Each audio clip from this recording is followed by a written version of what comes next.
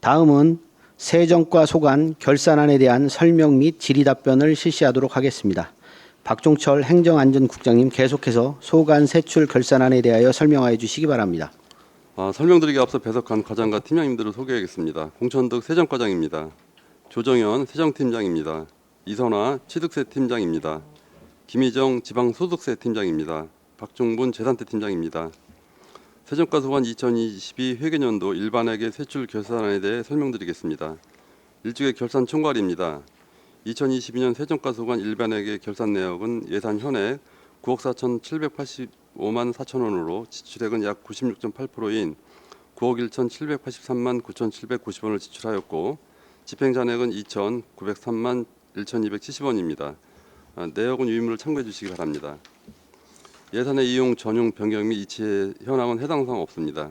이쪽에 2월 사업 내역입니다. 명시 사고 계속 비월 사업 해당 사항이 없습니다. 다음은 집행잔액 내역입니다.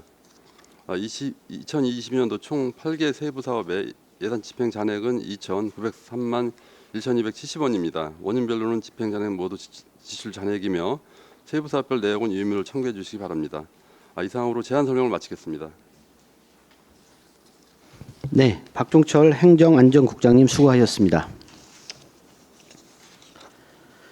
전문위원 검토보고는 미리 나눠드린 검토보고서로 대신하겠습니다. 다음은 질의 답변을 실시하겠습니다.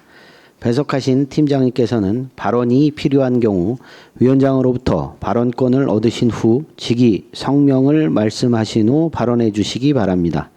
위원님들께서는 궁금하신 사항에 대하여 질의하여 주시기 바랍니다. 네, 이관실 위원님. 네, 이관실 의원입니다. 아까 징수과 할 때 세정과 거를 같이 질문을 드렸었습니다. 다시 한번 질문 드리겠습니다. 지금 저희가 이제 자동차세를 연납으로 할인을 받아서 1월 달에 저희가 받지 않습니까? 근데 이제 앞으로는 이제 이 이율이 2022년도 작년에는 10%를 할인을 해주는 거였고 올해는 7%였거든요.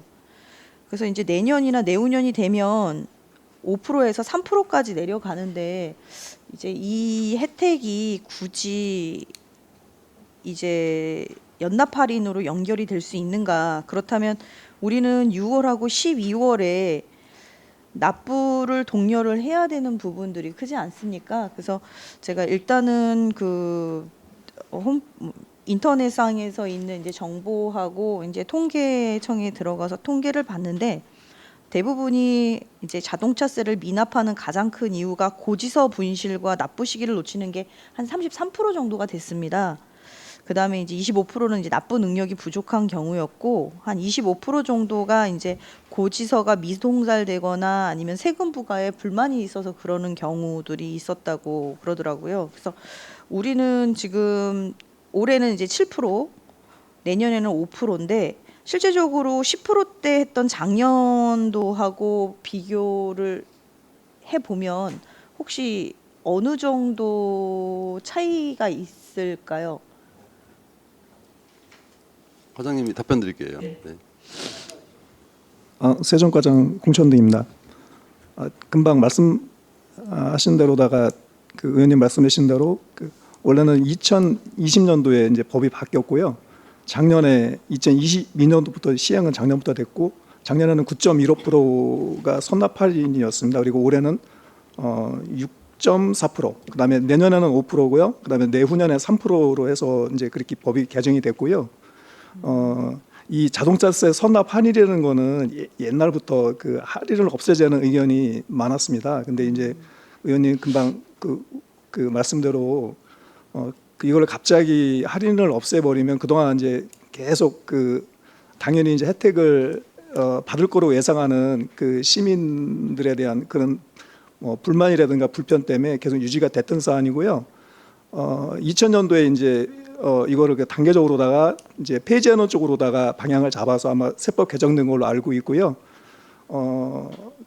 그럼에도 불구하고 자동차세는 매년 증가를 하고 있습니다. 그러니까 그 자동차세가 이제 소유분이 있고 주행분이 있는데 소유분 같은 경우에는 자동차 등록 대수가 매년 5% 이상 증가를 하고 있거든요.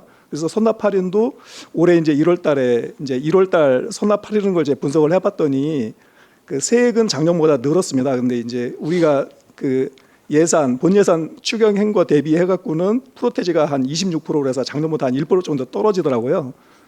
근데 그 지방세에서는 할인이라는 게 이제 유일하게 자동차세 선납 할인만 있는데 이게 이제 공평가세라든지 아니면 지방세 이렇게 세금에 대해서 할인이라는 게 용어 자체가 맞지 않기 때문에 그동안 이제 폐지 주장이 있었던 거고요.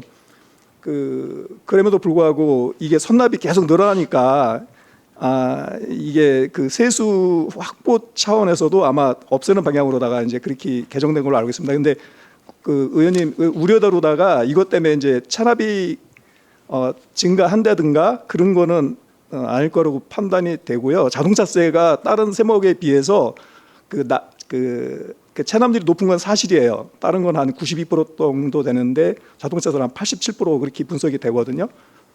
근데 이제 이제 그 작년에도 이제 분석을 해보면 오히려 작년에는 이제 9.14%로다가 이제 그 1.5%로다가 선납 할인이 됐는데도 불구하고 세율은 그 전체적으로다가 그 체납은 줄었어요. 줄었고 앞으로도 그렇게 되리라고 그 예상을 하고 있습니다. 예. 네, 알겠습니다. 하나만 더 여쭙겠습니다. 지금 그 설명서를 제가 결산검사 의견서로 지금 보는데요. 66페이지입니다. 미이행 이제 문제점 나와 있고요. 이제 미이행의 이제 세정과에 대한 부분들이 있는데 세정과에서 지금 3년간 징수율이 지방세는 92.6%, 세외 수입은 84.8%를 기록을 하고 있다고 했고, 그래서 결국은 이제 지방세하고 세외 수입 징수율 재고를 위해서 특단의 대책을 수립하지 않으면 지방세는 92%, 세외 수입은 84% 수준으로 고착될 우려가 있다 이렇게 나왔거든요. 근데 실제적으로 이게 계속 이게 유지가 되는 이유가 또 따로 있을까요? 저희가 그 매년 그 연 목표를 정하는데 그게 뭐냐면 납기내 징수율 1% 올리기거든요. 그래서 작년에는 충분히 1% 목표를 달성을 했고요.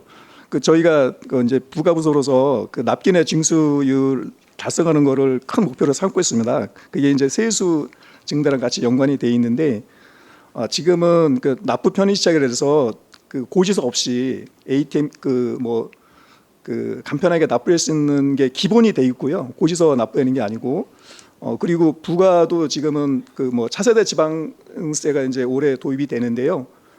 그러면 그 이 전체적으로다가 지방세 부가 체계가 그 전보다는 많이 업그레이드가 됐고 그다음에 이제 뭐 재산세 같은 경우에는 그 차고 부가라든가 아니면은 뭐 그런 게 그 매년 줄고 있어요. 그래서 그 투명하고 이렇게 깨끗한 세정이 점점 매년 갈수록 그 실현되는 걸로다가 그렇게 노력을 하고 있고 그렇게 되고 있습니다. 예, 그렇기 때문에 그런 발판이 그 납기내 징수율을 높이는 거라고 생각을 하고요. 올해도 1% 목표는 계속 유지를 하고 있거든요. 예. 네, 지금 같은 경우 아까 말씀하신 것처럼 지방소득세가 이제는 이제 앱을 통해서 이제 국세를 받을 때 같이 하게끔 되어 있더라고요. 그래서 그 부분에 있어서는 좀 작년하고는 좀 많이 달라진 것 같습니다. 이제 일단은 신고하기도 좀 더 편리해졌고 납부도 그냥 바로 그 자리에서 할 수 있어서 핸드폰으로 할 수 있는 부분이 굉장히 큰 효과를 가지 않을까라고 생각을 합니다. 그래서 일단 지금 5월 31일이었죠.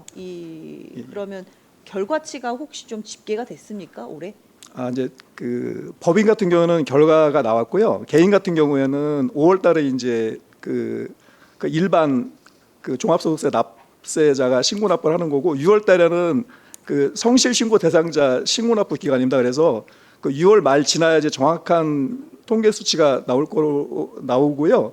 법인 같은 경우에는 작년이랑 비슷한 수준입니다. 그래서 그 세액도 비슷하고요. 그러니까 저희가 우려한 게 경제가 작년에 안 좋아서 그 세수가 많이 떨어질 거로 예상을 했는데 그렇지 않고 430억 작년이랑 비슷하게 그렇게 신고가 됐습니다. 예. 그리고 개인도 그 올해 그 아톨에 그 국세 지방세 이렇게 신고센터를 운영을 했거든요. 근데 이제 그 방문자 건수가 작년이랑 조금 비슷했어요. 비슷하고 그다음에 신고 납부 세목 신고세액도 비슷하고 그래서 그 경기가 나쁨에도 불구하고 그 세수는 그렇게 그 선방을 하고 있다 그렇게 지금 파악을 하고 있습니다. 네, 알겠습니다. 이상입니다. 네, 또 다른 의원님 질의하실.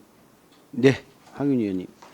그 제가 잘 몰라서요. 그 징수가와 세정가의 차이를 간단하게라도 좀 설명을 해주시면 이게 자꾸 헷갈려서 예. 예, 그 전에는 세무가로 해서 부가징수나 뭐 세무조사, 그다음에 뭐 개별주택 평가 그런 식으로 전체 세무 관련된 거는 한가에서 운영을 하고 있었는데요. 그 2000년도에 이제 그 분과가 돼서 그 세종가, 징수가 분과가 됐고요. 그 세종가는 주로 부가 관련 그런 그런 팀으로 운영이 되고 있고요. 징수과는 세액 수입 징수를 포함해서 징수 업무랑 그다음에 세무조사 그리고 개별주택 평가 그 업무 하는 걸로 다 이렇게 그렇게 분과가 됐습니다. 아, 네. 부가 관련해서 그 세액을 책정하는 걸 세정가에서 그럼 주로 한다고 보면 되는 건가요? 네네 그렇습니다. 아, 그러니까 저희가 부원 설명드리면요. 네. 이제 보통 이제 자동차세나 재산세를 보통 이제 부가고지를 하잖아요. 네네. 그러면은 이제 납기내 그러니까 납기내 납부하는 세액이 있고요. 그다음에 납기 후가 있습니다.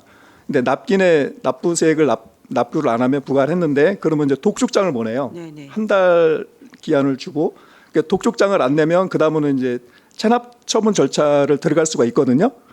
그래서 체납 처분 절차 들어가는 것부터가 징수가 소관입니다. 아, 예. 네. 알겠습니다. 그럼 여기 납세 태만 같은 경우 자동차 가태료 같은 경우는 징수가가 맞는 거겠네요.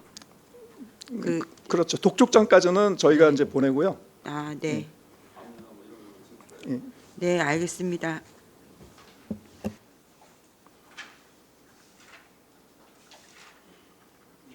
또 다른 의원님 질의하실 의원님 안 계십니까? 이것 좀 하나 여쭤볼게요. 31페이지 우리 그 결산검사 의견서에서 이 불납 결손액이 과다하게 발생한다고 지금 지적이 돼 있어요.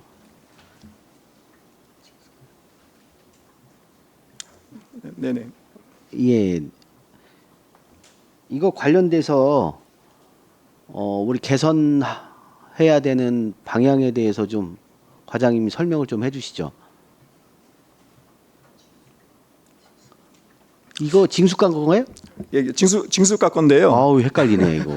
정말 헷갈리네. 근데 이제 불납 결손 같은 경우에는 이거를 저희가 이제 과감하게 그 추진을 해야 되는 이유가 뭐냐면 그러니까 저희는 이제 그 결손이 됐다 손치더라도 결손이 돼서 끝나는 게 아니고요. 결손된 거를 계속 5년까지는 추적 관리를 합니다. 네. 그래서 만약에 그 재산이 있다든가 아니면 소득이 있다든가 그러면 결손을 취소하고 바로 이제 징수를 할 수 있거든요.